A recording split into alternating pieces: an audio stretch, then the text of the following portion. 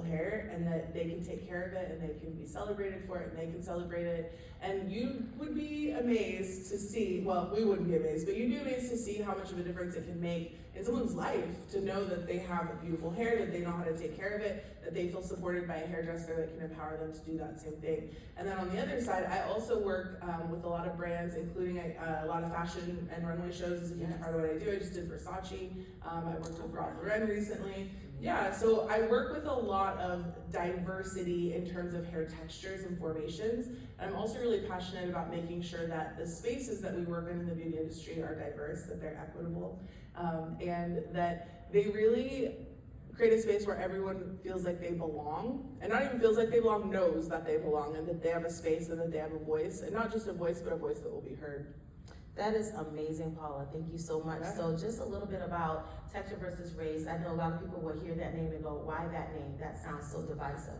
And really, I wanted to explain that texture versus race came from a space where I was invited to do a class with a very established organization, and they wanted me to teach black hair and teach color on black hair, and I became very curious as to why we had to separate the curriculum, and why was it separate? Why was I being chosen to do that particular class? And I said, but is it about texture or is it about race? Is it about the hair or the person in the chair? And so I began to say, is it texture versus race? But the company itself has evolved into a movement that underscores the fact that hair is a fabric and not a race.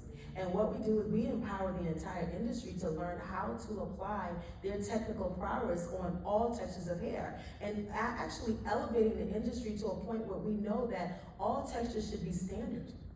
And it should be standardized and be included in page 1 of all of the curriculums. So aside from making texture more like an elective, we're trying to elevate the industry as a whole to say, can we learn about all textures and be inclusive from page 1? And we also do a lot of classes and summits to support that education.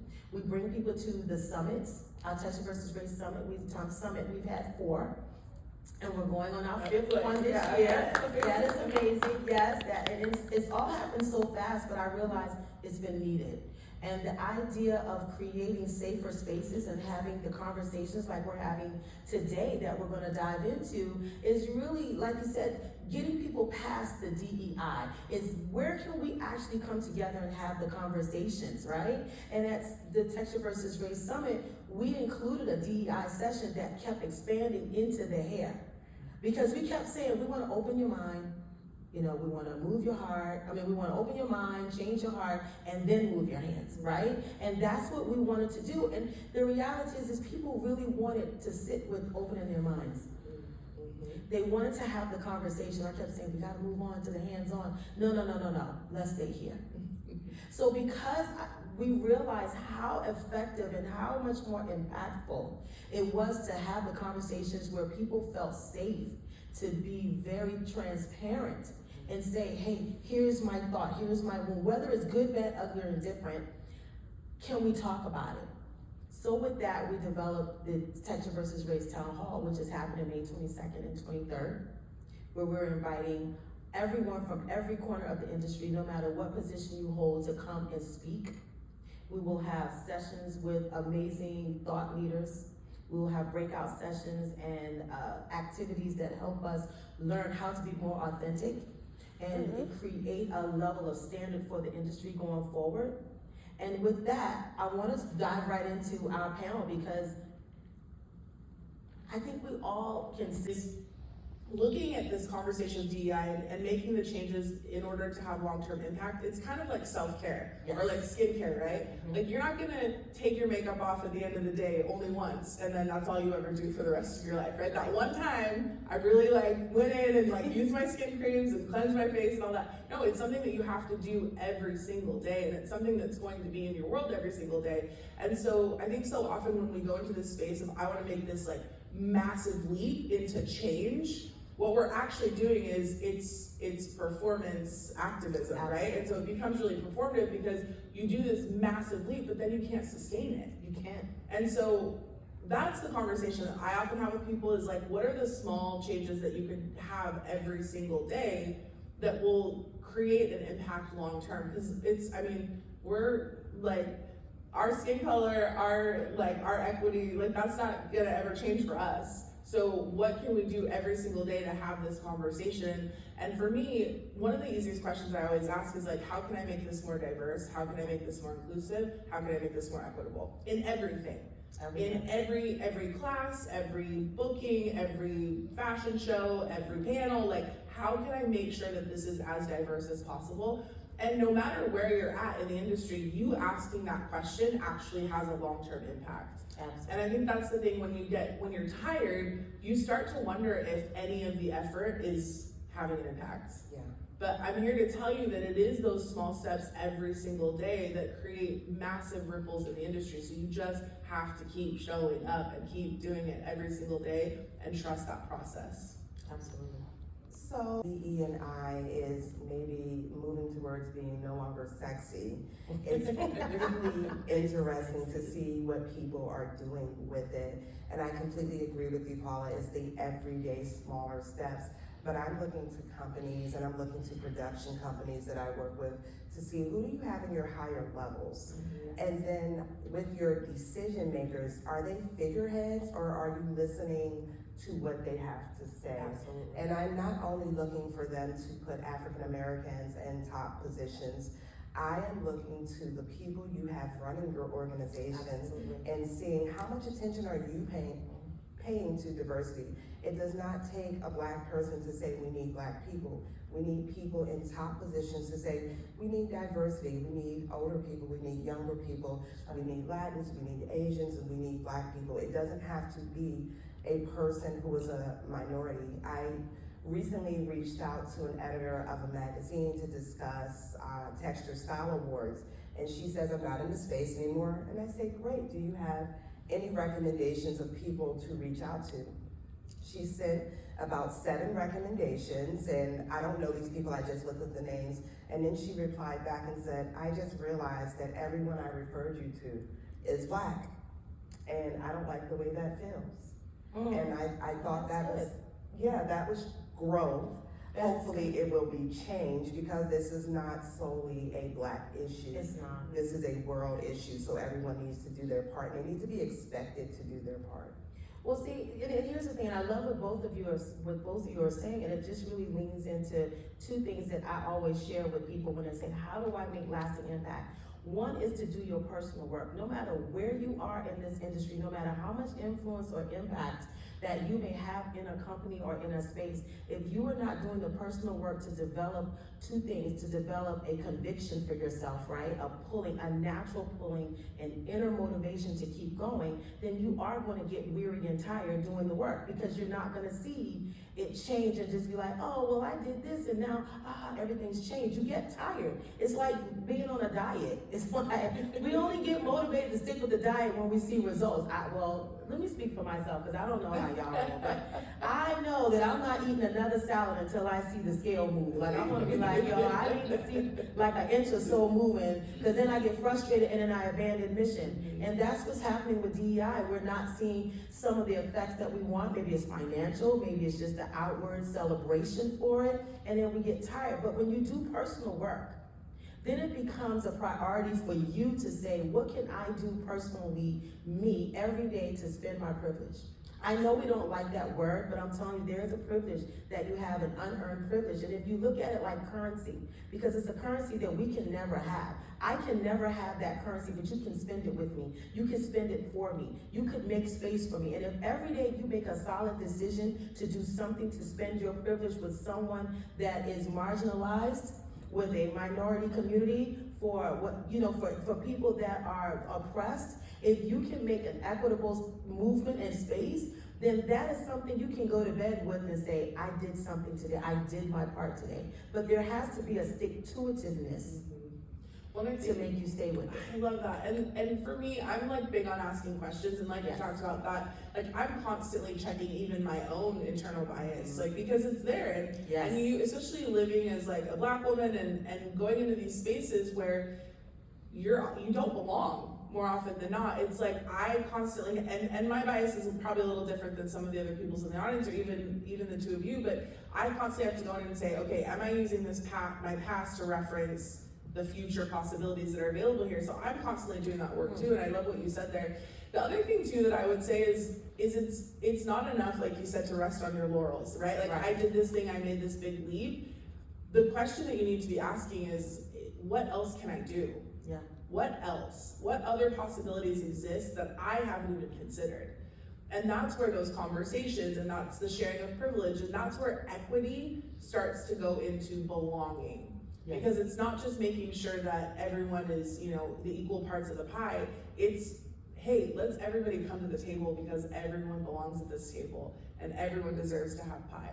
And so that conversation for me is so important on a bigger scale, and that's what's sustainable. What else? What else can I do? And it doesn't have, for me, it doesn't have that weight of like, I need to transform the industry in one day. Right. It has this like, okay, so I am now on this space with two incredibly powerful artists. What else can I do? Yeah. How can I share this conversation? And those are the steps that actually will change the industry and the world, truly. I have to piggyback on that, and then Monaè, I'm gonna throw it to you because I know you have said I've been moving in quite stealthily. Like people don't really know it because we don't do it. It's not a lot of outward facing stuff. So when people say, "Oh, the industry's not changing and the brands aren't doing this," and I'm like, there are a few that are. And so and I don't even know if I'm supposed to say this, but I'm gonna say it anyway because it's just what it is, right? So working with Salon Centric, they create a lot of space for me to speak. And one of the biggest advantages that I have of working with Salon Centric is that they work and partner with me for me, as me. And they say, we'll give you the platform, we'll give you the resources, do with it what you will.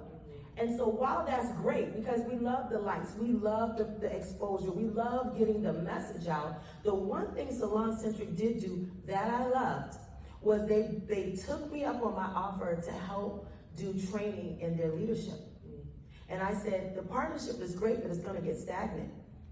We don't have enough circus to make it sexy and make it fun all the time. We need to make change in the inside. And so immediately we had the top and all of her leadership suite. And we were able to do great work and really pull on, but what are you doing? Let's look at it on paper. Let's talk about it from the areas that mean the most to you to the areas that mean the most to me. And they are different, but they still get the job done, right? They still give people an idea or a space to say, I didn't think of that. I didn't consider that. I didn't see this activation as that. I didn't feel like that was performance. I didn't see this as a savior complex. I didn't see this as, but when you get into the leadership and you start going, but what was your intention behind this? And let's talk about that. And what happened here? It sets up a whole new level of conversation. Everybody's like, well, dang. All right, now let's get back into our little meetings, right? Our own little groups, and let's figure out what each group can do to support the entire movement. And it also sets the tone from the top. Fish rots from the head. Yes. It doesn't matter what everybody down here is trying to do and activate on if the top isn't aligned. But if fish rots from the head and leadership leads from the front, then it has to start there. So now leadership has to get on board, not just performatively. And that's why I like doing a lot of the consulting that I'm doing with brands that are saying, hey, how do we deal with your leadership team? How do we get into all of the different departments and understand what they are doing and where they may not be getting the same level of information, and then put everybody on the single page. And now we're making real progress. Now, and so I appreciate Salon Centric. There's been a few more brands that have done that. And so a lot of times we don't see that because we don't post that, but it's happening. Work is being done. So Monaè, just share anything you want to piggyback on what we said, or if you had a new point you wanted to make. I'll look at the important things. First off, let's shout out Salon Centric for showing us resources. Shout out to them. I love consulting with brands as well. We do some different brands. I'm working with brands who create photo shoots and a lot of advertisements and things of that nature, they are starting to realize the points they have been putting out about who is attractive and who is unattractive in this country. Wow. If we are seeing the same blonde hair, blue-eyed, or maybe brunette with a blue eye, then that tells us that is the person who is beautiful in this country. And then we started getting a little racially ambiguous. So then that tells us that people who have features where you can tell their ethnicity, they are not attractive. I am in complete agreement with you, Kia. We have to start these conversations at the head. I love when I'm brought in to consult with top production companies and advertisement agencies about what are you putting out? Is this your intention to put out and tell me that I have to have waist length beach waves in my hair, or no one will find me attractive? Because this is what you're saying. Or if you're a curly hair brand, do the curls have to be the size of a quarter, and if they're smaller than that, you're not attractive? And it's interesting working with their biases and seeing their numbers about what the country feels and challenging them to say, okay, how about if we bring in a darker skin model? Maybe not even just a black model, a darker skin Indian model, a darker skin Asian model, a darker skin Latin model, and to see the look of shock on their face and break down their reasoning. Well, why are you not casting these people?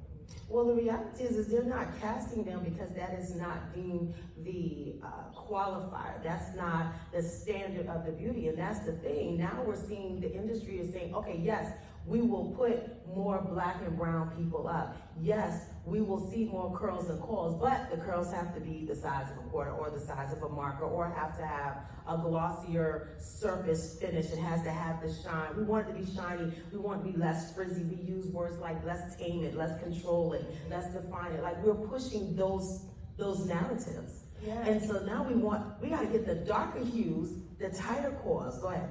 So I'd like to add two things to that. The first thing I want to add is they act as though it's not the hairstylist's job to be able to add luster to this hair. So that's a whole other story about teaching hairstylists to style all hair textures. Oh, I had another great, I have come to realize the reason that many of these brands are not casting these different models is they literally are unable to see beauty in these models that do not look the way they are used to looking. If you put the same casting director in a room full of 25 models, they are gonna come out with the same two that they casted last week. And if they're different, we won't know because they'll look the same.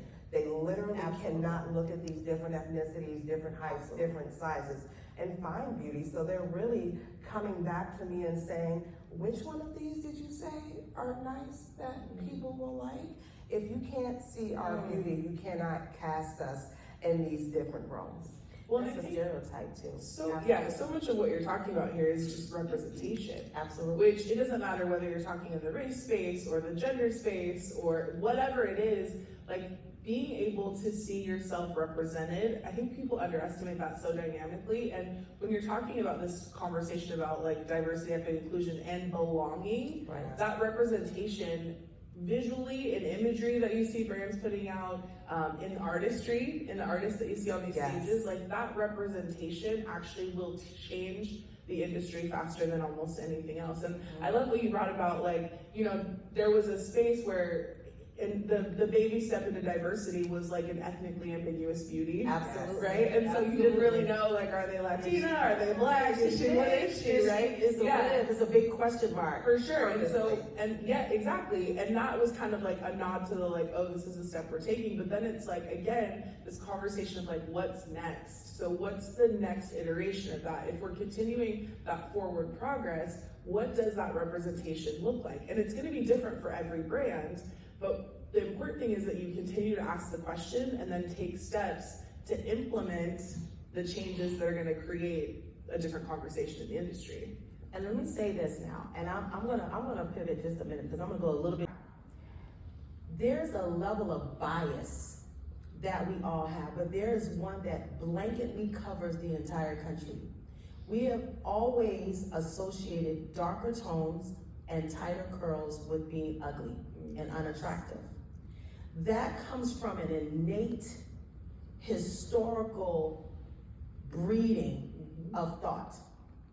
So let me just talk just a quick second about how unconscious bias and conscious bias work. So By the way, sorry to interrupt you, but unconscious bias is racism. It is, but what we don't know is how it actually got there and why people constantly knee-jerk back to it, right? So it is racism, but it's racism that's been passed down from generations to generations, right? And you grew up with it way before you could know what racism was, right? You didn't know that black was ugly when you were 2, but if you hear so-and-so say it, or if you hear grandma, grandpa, ma, and dad say it, and they create this climate and environment that supports that narrative, it seeps into your subconscious mind, and you don't even know it's there. Most of what's in your subconscious mind was put there by something else or someone else before you even could develop the idea or thought for yourself. Yeah. But what I am saying also in it is that when you have an unconscious bias, you do everything in your world growing up to support that and finding ways to confirm the bias.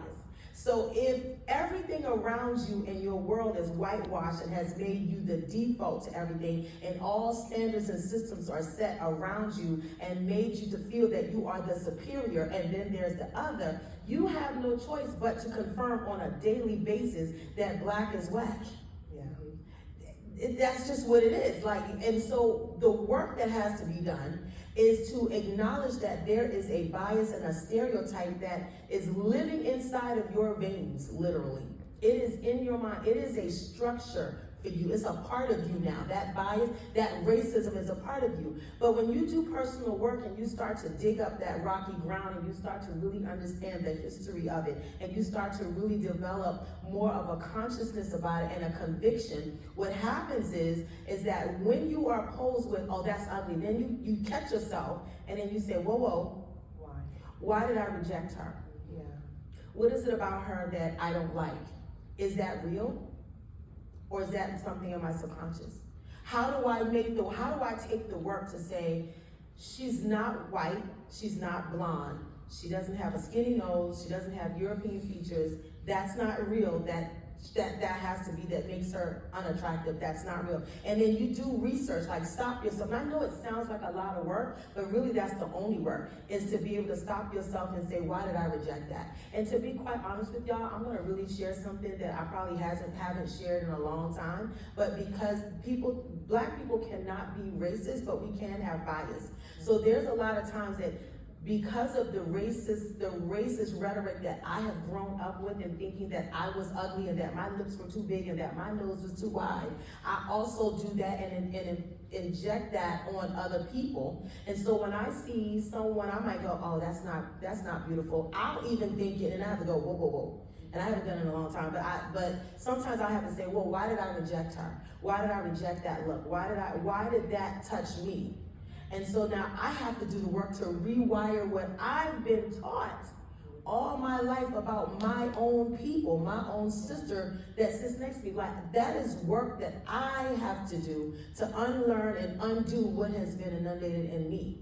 So I just believe that there's a solid work that has to be done, but it's a very individual work that has to have a collective joining that also has an outward expression.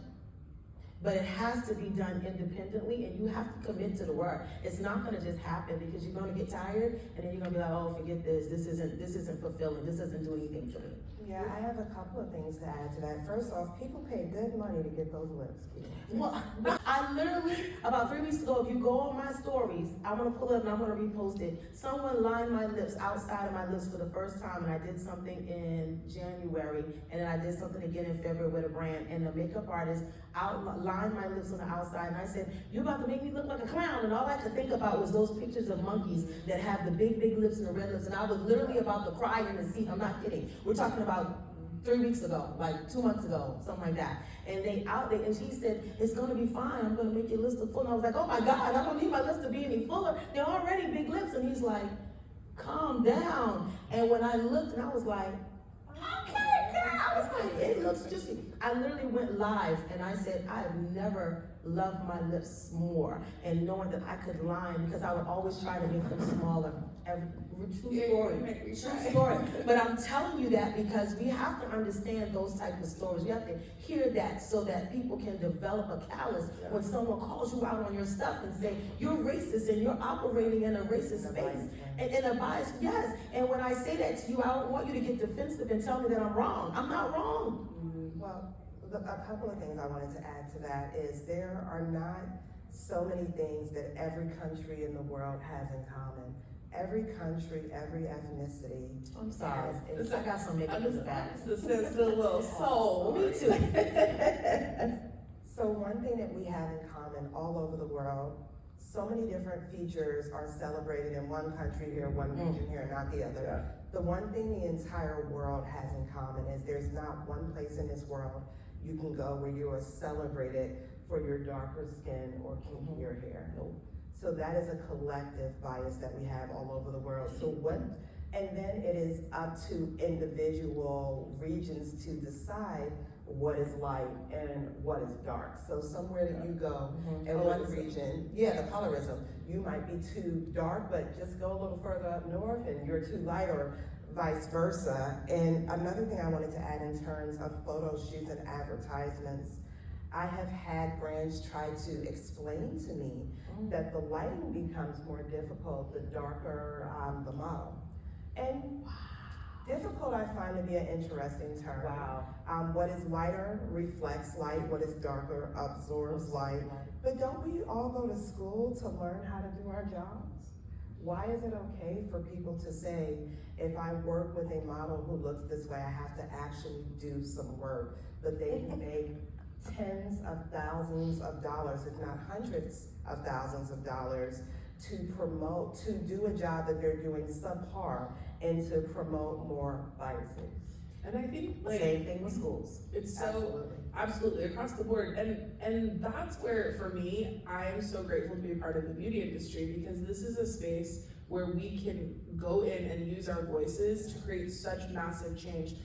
One of my really dear friends, we talk a lot about beauty. He's a photographer and a videographer. It's actually, he's in the back, Sebastian Orteza. So one of the things that he says is like, there's no way to see beauty if you have judgment.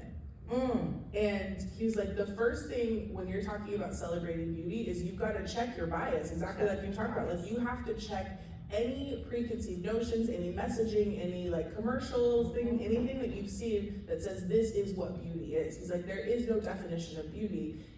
A true artist and a true creator can see beauty in everyone, everything, every situation. And that's the power and the potency that we have in the beauty industry as artists, is to show people, here's where the bias is, and here's where we need to check that and actually celebrate the beauty of every individual, every nose shape, every hair type, every size of lips, like all of those things.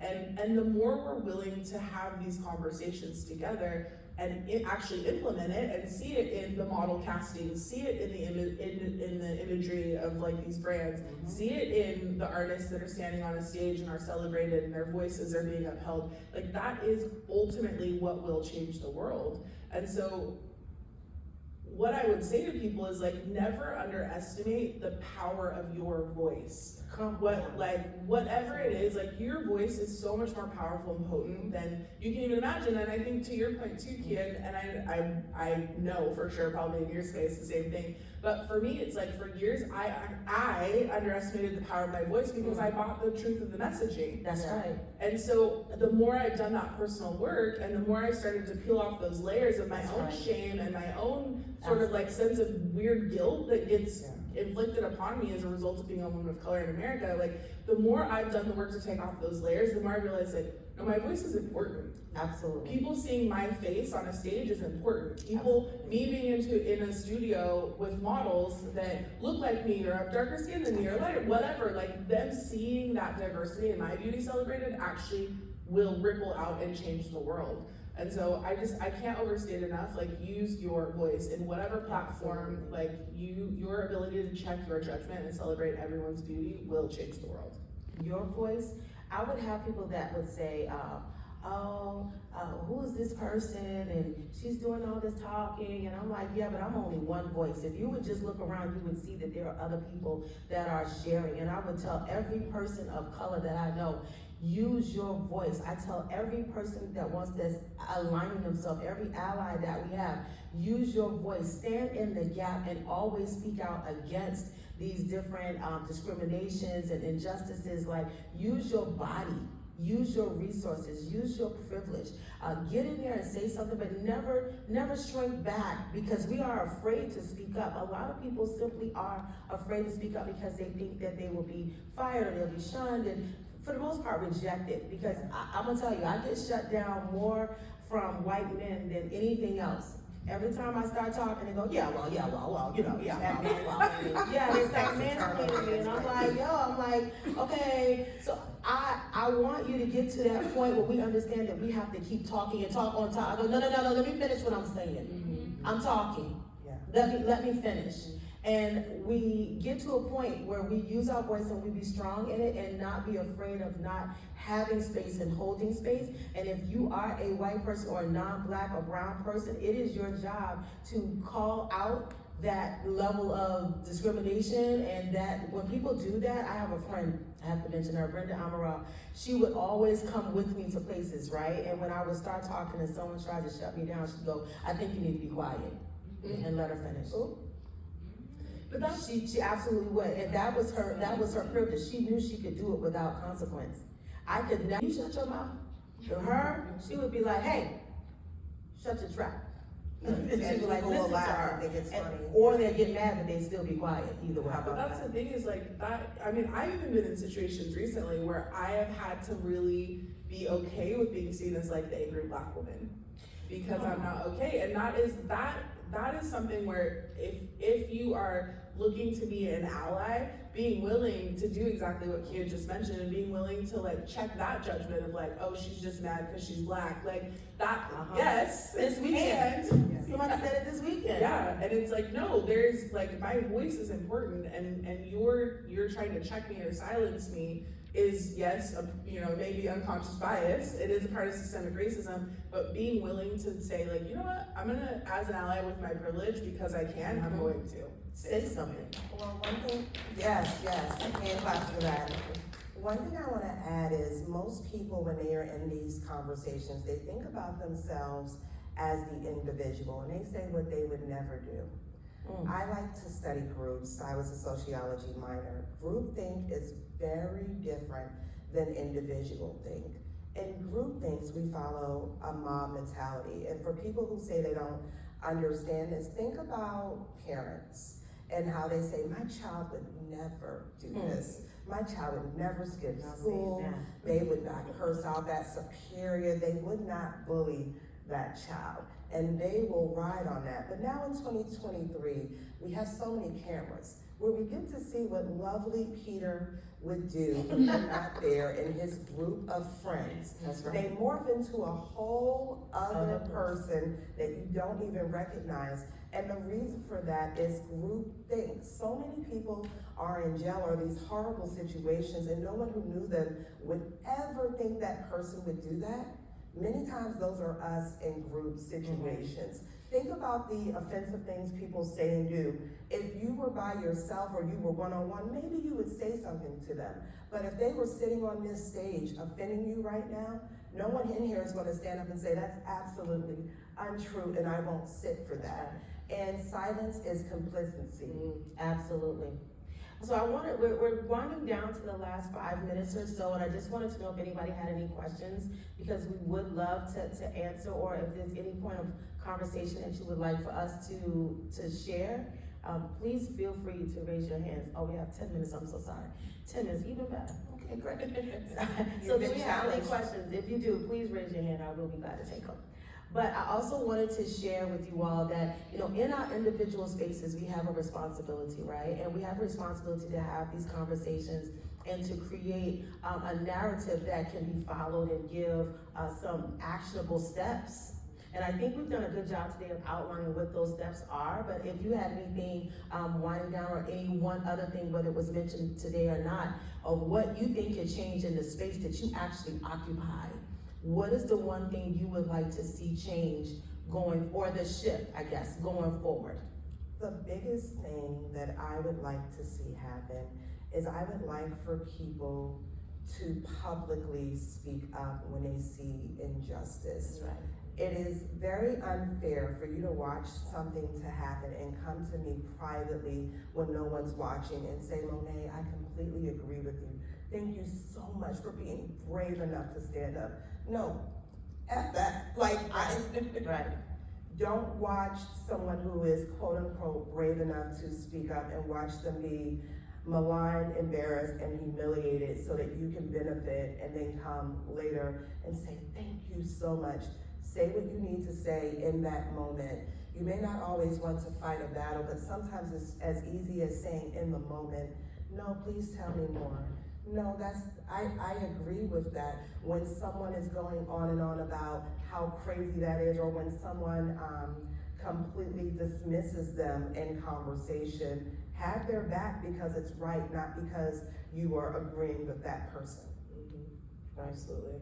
I think two things for me. One is actually putting people of color, Black people, and diversity in executive positions, in positions to actually make the decisions that affect these brands and the messaging. I think that's really, really key. And then on the ground level, the other thing I would say is, I said it before early on, but yes, celebrate absolutely the small wins, celebrate the changes that you've implemented, and also ask, what else can I do? In every meeting, in every project, in every conversation, like, what else can I do to make this situation more diverse, more equitable, more inclusive, and to make people truly know that they belong. Not say that they belong, not be like, oh, I want you to feel like you belong. You have a seat at the table. Actually create a space where people know that they belong. And the way that gets created is consistent action over time. That constant asking the question, what else can I do? Do you feel like you belong? Do you feel like your voice matters? Okay, tell me,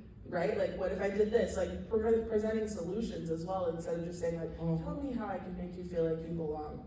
And then smiling and doing the opposite. Or nothing, even worse. So, But yeah, I think that is like so important, is just like it's just keep asking the questions, and it is not a sprint, it is a marathon, and being aware of that and just being willing to like stay in the race. hold on, I can't let this finish without pointing out the great work that Kia is doing, one with the brands, but as well as bringing other artists along. You are creating opportunities for artists who may not ever get that opportunity. They are becoming platform artists. They are working with brands.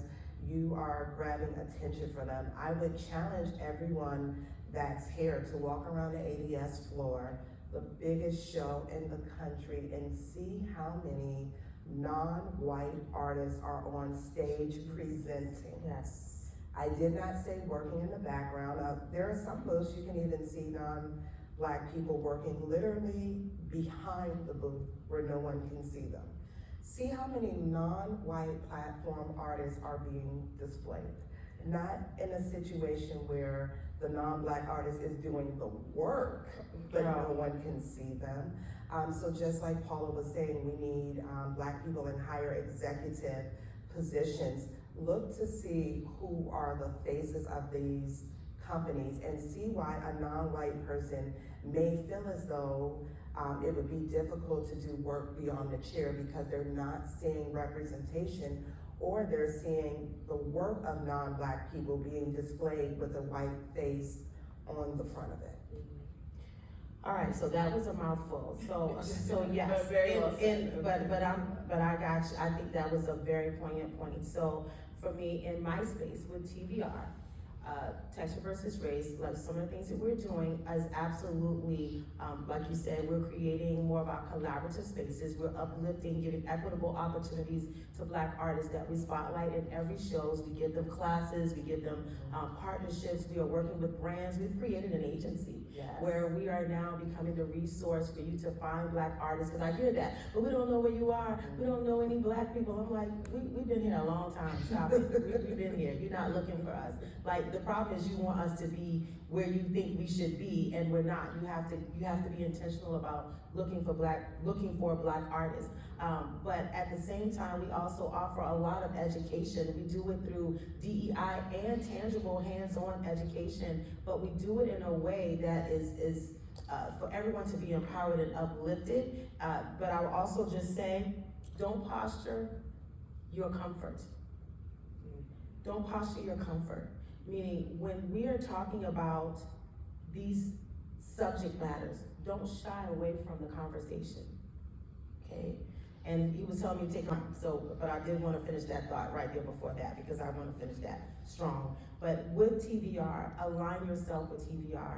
Align yourself with getting education. Let's get with the schools. Let's push to change the curriculums. Let's push to change the exams. Let's push to change the narrative of the standards of beauty, the standards of education. Let's take straighten the way we hear from being the default, and let's be more inclusive of all textures. That's a huge thing. I want to stop there, but I also want to say for brands, when you are hiring black people that are in your executive spaces that do have influence, make sure that you're hiring for competency and not trying to check a box. Because the more that you lean into trying to meet a numerical quota, the more likely you are to misstep and add someone there that may not be able to do the job, which again is bias confirming that you think that we are not capable of doing the job anyway. So if you're going to hire from a pool of black people, yes, we want the equitable opportunities, but there are people who are actually well equipped to do that job. Stop pulling the person that was the assistant in the back and now put her on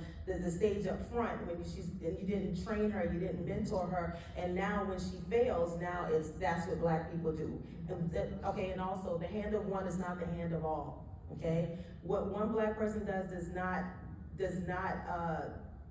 become the covering for all black people. We speak separately. We are not monolithic. All of us will have different points of view. We're all right.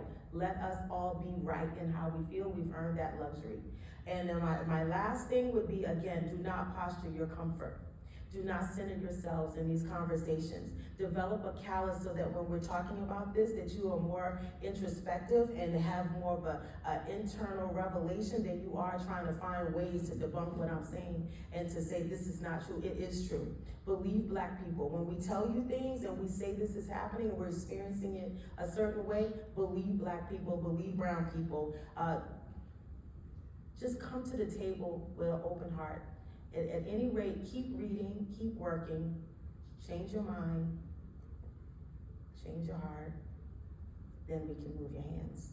So with that, thank you so much, Monaè Everett. Thank you for having me. Texture Style Awards, Ms. Paula Peretta. Thank you so much for bringing your amazing voices to the table. I hope we have said something that has imparted in you, that has encouraged you to consider and to think. We're not looking for change, we're looking for choice. Let's choose wisely from now on. Thank you. My name is Kia Neal with Texas University.